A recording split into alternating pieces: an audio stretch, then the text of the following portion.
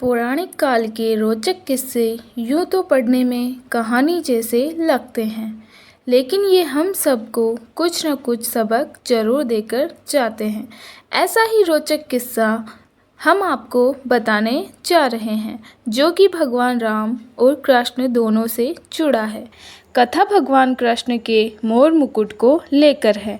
आखिर क्यों वासुदेव अपने सिर पर मुकुट में मोर पंख धारण करते हैं?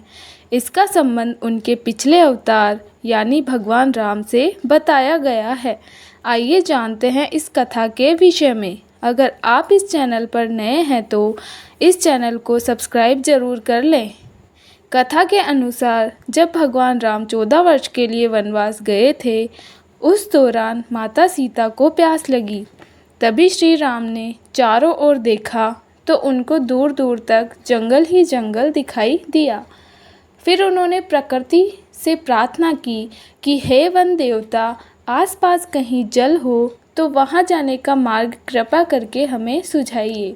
वहां एक मोर भी उपस्थित होता है। मोर भगवान श्री राम को देखकर उनके समीप आता है और कहता है कि आगे थोड़ी दूरी पर ही एक जलाशय है, चलिए मैं आपको रास्ता दिखाता हूँ, किंतु मार्ग में हमसे भूल चूक भी हो सकती है।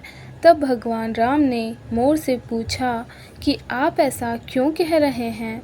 तब मोर ने उत्तर दिया और कहा कि मैं उड़ता हुआ जाऊंगा और आप चलते हुए आएंगे, इसलिए मार्ग में मैं अपना एक एक पंख बिखेरता हुआ जाऊंगा।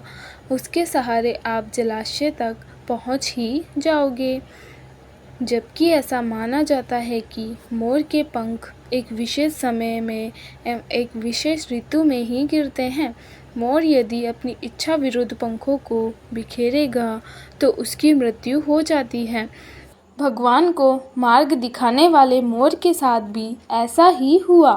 मोर ने भगवान राम को मार्ग दिखाते हुए अपने सारे पंखों को गिरा दिया और वह जलाशय के समीप जाकर अपनी अंतिम सांस ले रहा था। तब उसने मन ही मन में कहा कि वह कितना भाग्यशाली है कि वे प्रभु जो जगत की प्यास बुझाते हैं, ऐसे प्रभु की प्यास बुझाने का उसे सौभाग्य प्राप्त हुआ। मेरा जीवन धन्य हो गया, अब मेरी कोई भी इच्छा शेष नहीं रही। तभी भगवान श्री राम ने कहा कि मेरे लिए तुमने जो मोर पंख बिखेर कर अपने जीवन का त्याग कर मुझ पर जो ऋण चढ़ाया है, मैं उस ऋण को अगले जन्म में ज़रूर चुकाऊंगा। कहा जाता है कि जब भगवान राम ने कृष्ण के रूप में अगला अवतार लिया, तभी अपने सिर पर मोर पंख धारण किया।